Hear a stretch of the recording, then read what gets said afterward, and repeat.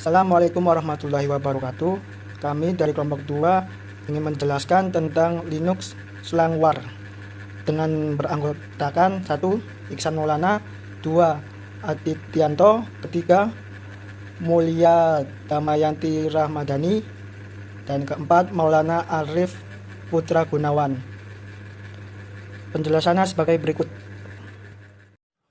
Sejarah Slackware. Slackware pada awalnya merupakan turunan dari soft landing Linux system yang paling populer dari distribusi Linux asli. SLS mendominasi pasar sampai para pengembang membuat keputusan untuk mengganti format executable-nya dari A out ke ILF. Ini bukan keputusan yang populer di kalangan basis pengguna SLS pada saat itu. Patrick Volkerding meluncurkan versi modifikasi dari SLS yang dia beri nama Slackware. Rilis pertama Slackware 1.00, diluncurkan pada tanggal 16 Juli 1993, berupa sebuah citra 3,5 floppy disk yang tersedia melalui FTP. Kemudian pada tahun 1999, Slackware berkali-kali dirilis, mulai dari rilis nomor 4 sampai 7. Hal ini dijelaskan oleh Patrick Volkerding sebagai upaya pemasaran untuk menunjukkan bahwa Slackware adalah sebuah distro Linux yang up-to-date sebagaimana distro-distro lainnya yang kala itu banyak yang telah melepas nomor 6 seperti Red Hat yang merilis setiap revisi dari distribusinya dengan kenaikan dari 4.1 ke 5.0 bukan 3.1 ke 3.2 sebagaimana Slackware. Slackware memang memiliki beberapa rilis beta dalam rentang 6.x, tetapi hal ini tidak dihitung sebagai rilis resmi. Pada tahun 2005, lingkungan desktop GNOME telah dihapus dari rilis yang akan diluncurkan dan diserahkan kepada dukungan komunitasnya. Penyingkiran GNOME dianggap oleh sebagian komunitas Linux sebagai tindakan yang menggemparkan karena lingkungan desktop tersebut banyak digunakan distro-distro Linux. Sebagai alasan, beberapa proyek berbasis komunitas mulai menawarkan distribusi GNOME lengkap untuk Slackware. Pengertian Linux Slackware. Slackware atau Linux Slackware merupakan distribusi atau distro Linux yang tertua yang pernah ada dan didistribusikan di dunia, dan jika Anda pernah menggunakan Linux Debian, maka Linux ini merupakan salah satu turunan dari distro Linux Slackware. Distro Slackware tersendiri terbagi menjadi 2 edisi, yaitu edisi desktop dan edisi server. Slackware sendiri dikenal sebagai distribusi Linux dengan sistemnya yang tangguh dan stabil.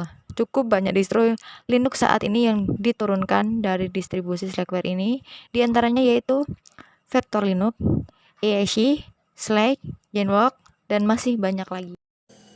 Kelebihan dari Linux Slackware: pertama, merupakan distro yang sederhana, konvensional. Yang kedua, pembuatan paket dari .gz sangat mudah. Yang ketiga, ringan dan intuitif. Keempat, aplikasi bundle untuk server dan editor. 5. Bisa memilih sendiri tampilan desktopnya. Keenam, manajemen paket yang lebih sederhana. Kekurangan Slackware: yang pertama, berat untuk digunakan untuk keperluan grafik. Yang kedua, butuh pembelajaran lebih karena sulit untuk dipahami. Yang ketiga, tidak tersedia built-in dependency manager atau package manager di dalamnya. Yang keempat, minim GUI untuk konfigurasi sistem karena sebagian besar menggunakan teks. Yang kelima, proses instalasi yang memakan waktu dan sulit untuk dipelajari karena menggunakan kode-kode tertentu. Yang keenam, deteksi otomatis hardware yang terbatas. Kemudian konfigurasi DNS server. Domain name server atau DNS adalah sebuah sistem yang menghubungkan URL dengan IP address. Fungsi DNS adalah meminta informasi IP address pada sebuah website berdasarkan nama domain. Yang kedua, meminta informasi URL sebuah website berdasarkan IP address yang dimasukkan. Yang ketiga, mencari server yang tepat untuk mengirim email. Ya, selanjutnya kelebihan DNS. Berikut ini yang merupakan kelebihan dari DNS dalam beraktivitas di internet. Yang pertama, lebih mudah untuk berinteraksi di internet. Jika dibandingkan dengan deretan IP address, maka lebih nyaman jika kita mengingat nama dari website tersebut. Maka hadirnya DNS tersebut menjembatani antara pengguna internet dengan komputer. Kemudian lebih konsisten dalam penggunaan. Anda bisa menggunakan nama DNS yang sama meskipun ada perubahan IP address yang digunakan. Jika IP kita berbeda, maka kita dapat menggunakan DNS yang sama. kemudian lebih mudah dikonfigurasikan. Saat terjadi kendala pada IP address yang digunakan, Anda bisa mengganti dengan IP yang berbeda dengan mudah. Cukup melakukan update data, pencocokan data DNS dan IP address. Hal ini akan dijelaskan lebih lanjut pada cara kerja DNS. Kemudian lebih aman ketika menggunakan sistem DNS.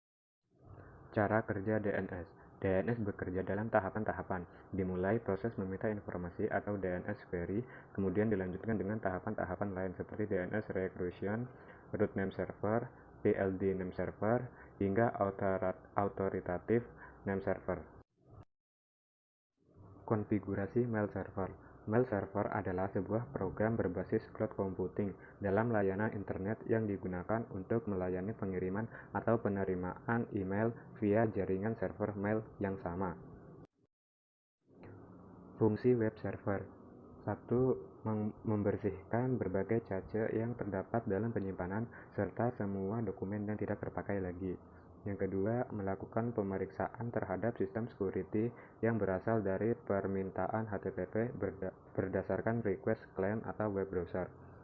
Ketiga, menyediakan data berdasarkan request atau permintaan yang masuk agar dapat menjamin keamanan sistem yang berjalan dengan lancar. Konfigurasi web server. Web server adalah sebuah software atau perangkat lunak yang menghasilkan layanan berupa data, berfungsi untuk menerima permintaan HTTP atau HTTPS dari klien atau kita kenal dengan web browser.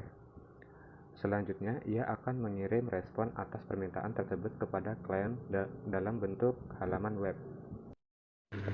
Konfigurasi mail server. Mail server adalah sebuah program berbasis cloud computing dalam layanan internet yang digunakan untuk melayani pengiriman atau menerima email via jaringan service email yang sama. Kelebihan mail server. 1. Lebih cepat dan efisien. Memiliki mail server bakal mempercepat akses email maupun data-data Anda. Alhasil, komunikasi dengan klien atau antara karyawan bisa semakin efektif karena mail server hanya digunakan oleh internal perusahaan. 2. Lebih privat.